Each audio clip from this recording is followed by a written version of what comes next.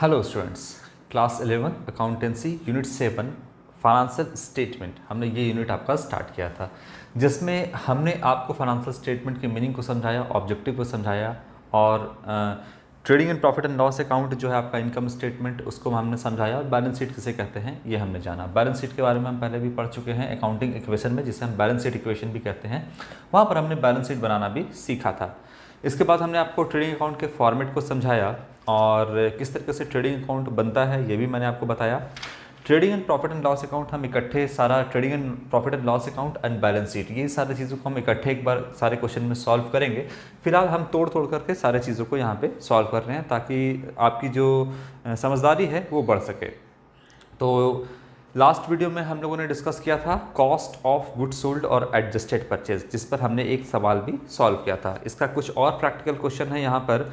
Example number जो है 2 वो हमने सॉल्व किया था। अब यहाँ पर 3 का ए जो है हम सॉल्व करेंगे और यहाँ पर हम पूरे डिटेल में समझेंगे COGS का सॉल्यूशन वगैरह जो है आपके सामने में है आपके बुक में। तो आप पहले चीज़ों को बेहतर तरीके से समझिए, तब जा करके प्रैक्टिकल क्वेश्चन आप सॉल्व करिएगा। तो जितना भी एग्जाम्पल का क्वेश्चन होता है वो आपके अंडरस्टैंडिंग को बढ़ाएगा, समझने की कैपेसिटी को बढ़ाएगा, इसीलिए आप ये सारे क्वेश्चन को पहले सॉल्व करके देखिए। चलो, तो यहाँ पर हम इसको सॉल्व करते हैं। पहले 3 का ए क्या कहता है यहाँ पर, from the following information prepare a trading account for the year ending 31 मार्च 2019। तो यहाँ पर 31 मार्च 2019 को बोलता है ट्रेडिंग अकाउंट प्रिपेयर करने, जिसमें आपका ओपनिंग स्टॉक है 40,000, परचेज आपका 4,20,000, एक्सपेंसेस ऑन परचेज 8,000 है, एक्सपेंसेस ऑन सेल है 15,000, वेजेस है 30,000, सेल्स है 6 लाख और क्लोजिंग स्टॉक आपका दिया हुआ है 52,000 रुपीज़। कहता है also calculate cost of good sold and gross profit on the basis of cost of good sold. तो यहाँ पर आपका जो है बोलता है कैलकुलेट करने cost of good sold and gross profit भी कैलकुलेट करने के लिए कहता है। ठीक है, तो चलिए इसको हम सॉल्व करते हैं। तो बोलता है ट्रेडिंग अकाउंट बनाने के लिए, बनाएंगे ट्रेडिंग अकाउंट, कोई बात नहीं। चलिए सॉल्व करते हैं हम इसको। सबसे पहले आप COGS यहाँ पे निकाल लो, या ट्रेडिंग अकाउंट भी पहले बना सकते हैं, जैसे आपकी मर्जी। चलिए हम पहले यहाँ पे सिंपल तरीके से जो ट्रेडिंग अकाउंट बनाते थे उस तरीके से हम आपको बना करके दिखाते हैं। सारी बातों को यहाँ पर आप ध्यान से समझिएगा ताकि आगे फिर कोई आपको किसी भी तरीके का क्वेश्चन आपको घुमा कर भी दे दे तो आप कंफ्यूज नहीं होना है वहाँ पर। तो सबसे पहले हम यहाँ पे ट्रेडिंग अकाउंट बनाना सीखते हैं। इसको भी लेते हैं साथ में यहाँ से।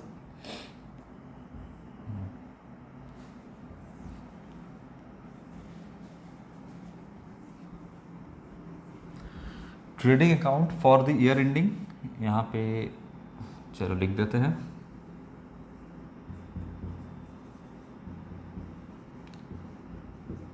Trading account for the year ending 31 मार्च 2019, यही डेट है आपका। ठीक है, ये हो गया आपका डेबिट साइड, ये हो गया आपका क्रेडिट साइड।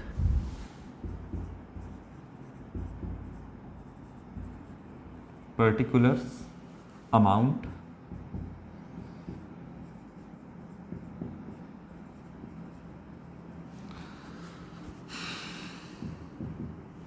चलो सबसे पहले क्या लिखते हैं देखते हैं। सबसे पहले आपका दिया है ओपनिंग स्टॉक, जितना भी डायरेक्ट एक्सपेंसेस सारा हम यहाँ लेंगे। ओपनिंग स्टॉक आप लोग पूरा लिखोगे, ओपनिंग स्टॉक हम शॉर्ट में कर सकते हैं।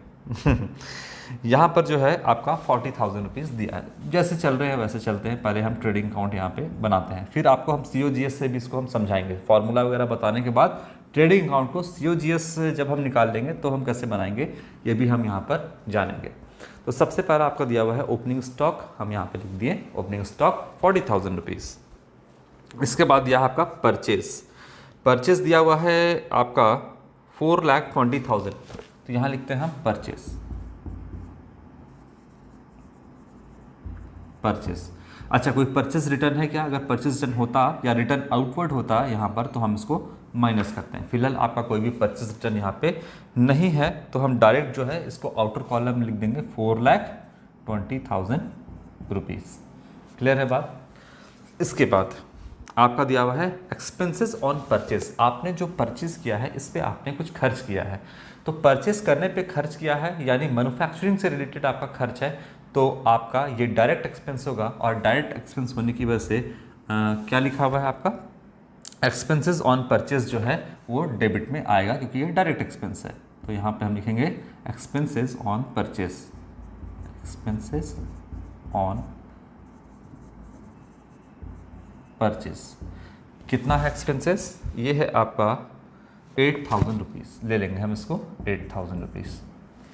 ट्रेडिंग अकाउंट बना रहे हैं, कोई भी इनडायरेक्ट एक्सपेंस नहीं लेंगे। तो देखिए आगे इनडायरेक्ट एक्सपेंस आपका दे भी दिया है। एक्सपेंसेस ऑन सेल्स जो है वो है आपका 15,000 रुपया। तो एक्सपेंसेस ऑन सेल्स जो कि आपका शोरूम से होता है, तो ये जो है आपका ट्रेडिंग का पार्ट नहीं होगा, ये इनडायरेक्ट आपका एक्सपेंस है, पीएल के डेबिट में जाएगा ये, तो यहाँ नहीं लेंगे। इसके बाद फिर है आपका वेजेस। वेजेस तो मजदूरी, सामान आता है, लोडिंग अनलोडिंग का काम जो है फैक्ट्री में सारा मजदूर करता है, फैक्ट्री से रिलेटेड है, डायरेक्ट एक्सपेंस है, हम यहाँ पे लेंगे वेजेस। सारा फॉर्मेट में उस समय भी आपको हम समझा दिए थे। मजदूरी जब तक नहीं दोगे तो लोडिंग अनलोडिंग का सारा काम जो है मजदूर ही करता है, और ये नहीं दोगे तो फैक्ट्री में आपका ऐसे भी कोई काम होने वाला नहीं है। इसलिए वेजेस यानी मजदूरी देना जो है आपका मैन्युफैक्चरिंग से रिलेटेड एक्सपेंस है, डायरेक्ट एक्सपेंस है, ट्रेडिंग के डेबिट में आएगा। 30,000 रुपीज़ यहाँ पर है गिवन, लिख देते हैं 30,000 रुपीज़। चलो इसके बाद है आपका सेल्स। सेल्स जो है आपका वो गिवन है 6 लाख रुपीज़, लिख देते हैं sales by sales. Sales return दिया है क्या, सेल्स रिटर्न आपका यहाँ पे नहीं दिया है, तो सीधा हम यहाँ पे ले लेंगे 6 लाख रुपीज़।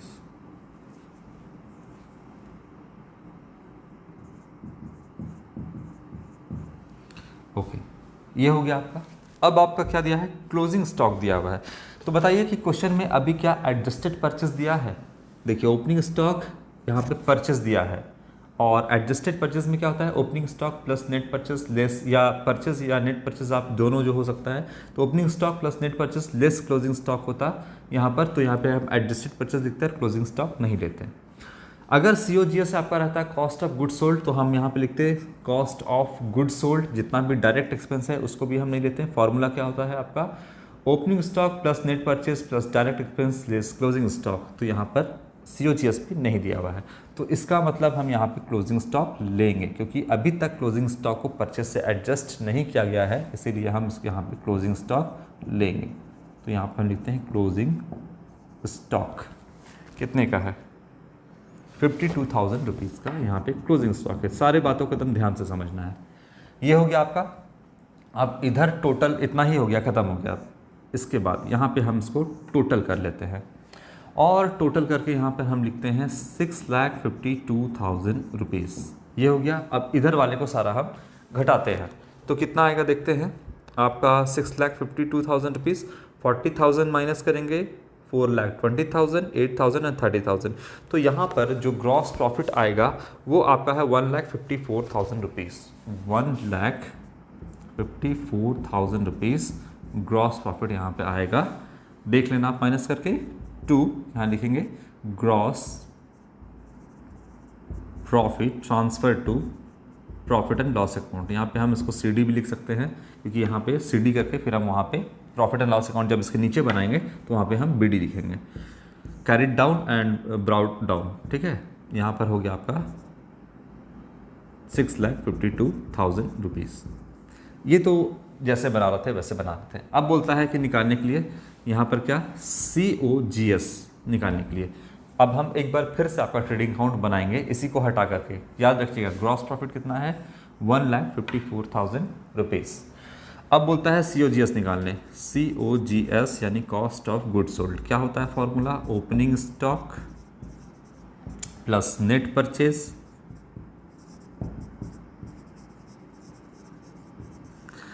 प्लस जितना भी डायरेक्ट एक्सपेंस है वो हम ले लेंगे, लेस कर देंगे आपका क्लोजिंग स्टॉक। यही बोला है आपका। COGS निकालने के लिए निकालते हैं। ओपनिंग स्टॉक कितना दिया हुआ है, 40,000 रुपीज़। देखिए 40,000 purchase minus purchase, net purchase, तो यहाँ पर सीधा परचेज दिया है, परचेज टर्न दिया नहीं है, इसलिए हम यहाँ पे क्या लिखेंगे 4,20,000 रुपीज़। 4,20,000 हमने यहाँ पे ले लिया। जितना भी डायरेक्ट एक्सपेंस है वो सारा हम यहाँ पर लेंगे। तो डायरेक्ट एक्सपेंस में क्या क्या है आपका, देखिए हम यहाँ पे लिए direct expense, expenses on purchase, direct expense है कितना 8,000, हम ले लेते हैं 8,000 रुपीज़, जो बोला है वही हम कर रहे हैं। इसके बाद बोलता है कि और क्या है, बुक में देखोगे आप यहाँ पे वेजेस भी है, यहीं से हम उठा लेते हैं। वेजेस क्या है, डायरेक्ट एक्सपेंस है। डायरेक्ट एक्सपेंस में क्या क्या आ रहा है, एक तो आपका आ गया यहाँ पर डायरेक्ट एक्सपेंस में एक्सपेंसेस ऑन परचेज आ गया 8,000 रुपीज़, और आपका डायरेक्ट एक्सपेंस में क्या आ गया, वेजेस आ गया। वेजेस कितना है 30,000 रुपीज़, ये हम ले लिए। और गैस फ्यूल पावर वगैरह भी होता है तो सब कुछ हम इसमें ले लेते हैं, ये हमने ले लिया। अब बताइए क्लोजिंग स्टॉक कितना है, 52,000 रुपीज़, ये है आपका क्लोजिंग स्टॉक। ये फॉर्मूला आपका हो गया। तो देखते हैं एक बार, 40,000 रुपीज़ हो गया, 4,20,000, 8,000 प्लस 30,000, लेस कर देंगे हम 52,000 रुपीज़ यहाँ पर। तो आपका क्या निकल के आ जाएगा, कॉस्ट ऑफ गुड्स सोल्ड यहाँ पर निकल करके आएगा। चलिए, तो इन सब को हम क्या कर देंगे, जोड़ देंगे, और इसमें से हम क्लोजिंग स्टॉक यहाँ पे माइनस कर देंगे। तो कॉस्ट ऑफ गुड्स सोल्ड जो यहाँ पर निकल के आएगा 4,46,000 रुपीज़, कितना आएगा 4,46,000 रुपीज़, ये आपका निकल के आ गया कॉस्ट ऑफ गुड्स सोल्ड। अब बोलता है क्या निकालने के लिए, बोलता है ग्रॉस प्रॉफिट जो है आपको यहाँ पर कैलकुलेट करना है। चलो, ग्रॉस प्रॉफिट यहाँ पे कैलकुलेट करना है। ग्रॉस प्रॉफिट क्या होगा, हम हमेशा से पढ़ते आ रहे हैं, selling price is equal to cost price plus profit, यही होता है। जब आपको इसमें से कॉस्ट प्राइस कैलकुलेट करना होता है तो सेलिंग प्राइस में से प्रॉफिट माइनस कर देते हो, और जब आपको यहाँ पर प्रॉफिट निकालना होता है तो क्या करते हो, सेलिंग प्राइस में से क्या माइनस करते हो, कॉस्ट प्राइस माइनस कर देते हो। उसी तरीके से यहाँ पे क्या निकालना है, ग्रॉस प्रॉफिट। तो ग्रॉस प्रॉफिट में हम जो सेल्स है, यानी जो सेलिंग प्राइस है, सेल्स है, वो लिख देंगे यहाँ पे, सेल्स कितना है, सेल्स में से क्या माइनस कर देंगे, कॉस्ट ऑफ गुड्स सोल्ड, जो आपने बेचा है कॉस्ट। तो यहाँ पे कॉस्ट, यहाँ पे कॉस्ट प्राइस माइनस करते हैं, यहाँ पे हम COGS यानी कॉस्ट ऑफ गुड्स सोल्ड को माइनस करेंगे। तो आपका यहाँ पर पता चल जाएगा कि हमारा ग्रॉस प्रॉफिट कितना है। बताइए सेल्स कितना है, 6 लाख रुपीज़ गिवन है क्वेश्चन में, और अभी अभी हमने COGS निकाला है कितना, 4,46,000 रुपीज़, 4,46,000 रुपीज़, ये हम इसमें से माइनस कर देंगे। तो 6 लाख में से 4,46,000 रुपीज़ माइनस कर देंगे, तो बताइए कितना आ जाएगा कितना आएगा, देखिए ना ऑलरेडी निकला हुआ है ग्रॉस प्रॉफिट। 6 में से 446 जो है हम यहाँ पर लेस कर देंगे, तो कितना आ जाएगा आपका 1,54,000 रुपीज़, ये आ जाएगा आपका ग्रॉस प्रॉफिट, जो कि आपकी ऑलरेडी यहाँ पर निकला हुआ है। तो देखिए इस तरीके से हम आपका हो गया 4,46,000 COGS निकाल लिए आप, और यहाँ पे ग्रॉस प्रॉफिट जो है फॉर्मूला से निकाल लिए। इस तरीके से भी आप निकालोगे तो ग्रॉस प्रॉफिट निकल गया, फॉर्मूला से भी आप निकालोगे तो 1,54,000 रुपीज़ जो है ग्रॉस प्रॉफिट आपका आया। ठीक है, यहाँ तक तो आपका क्लियर है। अब क्या करना है, क्वेश्चन में मान लीजिए आपका दिया रहेगा, क्या दिया रहेगा, COGS दिया रहेगा।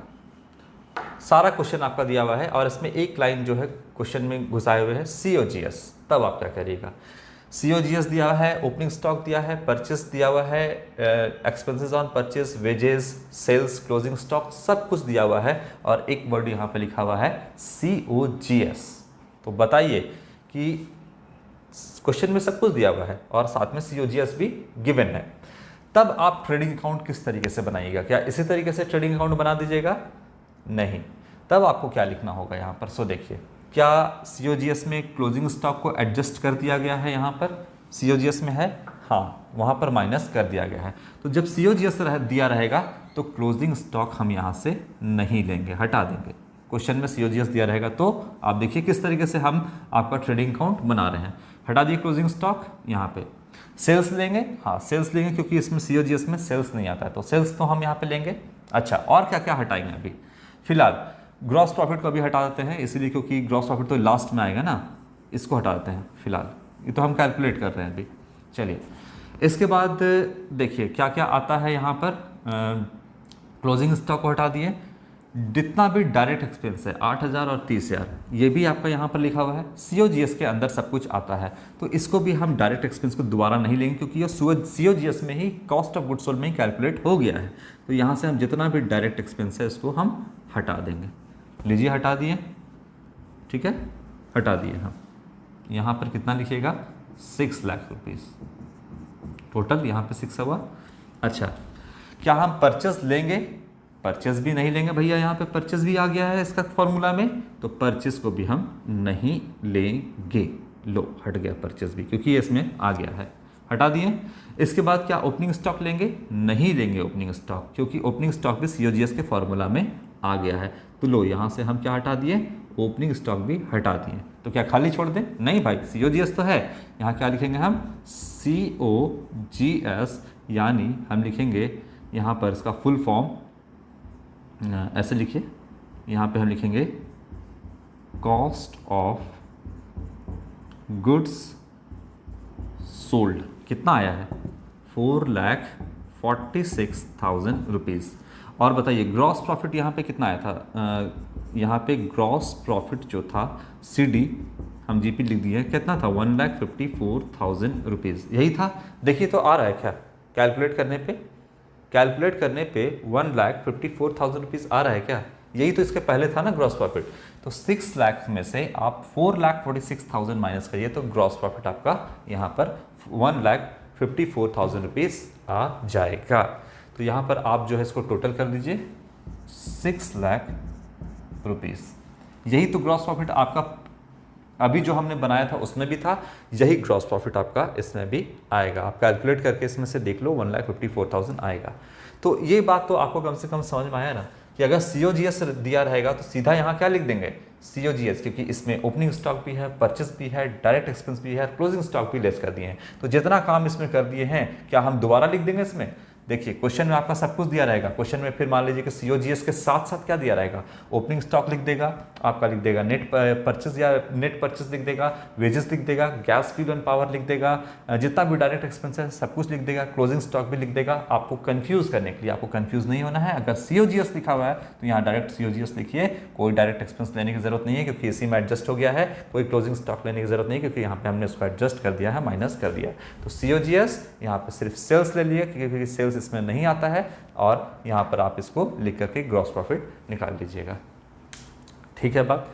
तो होपफुली आपको यहाँ पर सारा जो है ट्रेडिंग अकाउंट किस तरीके से बनाएंगे वो आपको यहाँ पर समझ में आ गया होगा।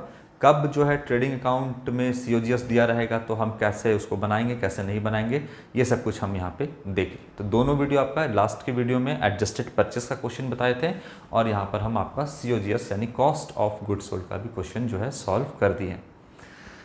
तो अब आपको होपफुली अगर सीधा एग्जामिनेशन में लिखता है cost of goods sold calculate करने, ग्रॉस प्रॉफिट कैलकुलेट करने के लिए सीधा ये आप लिख दीजिएगा।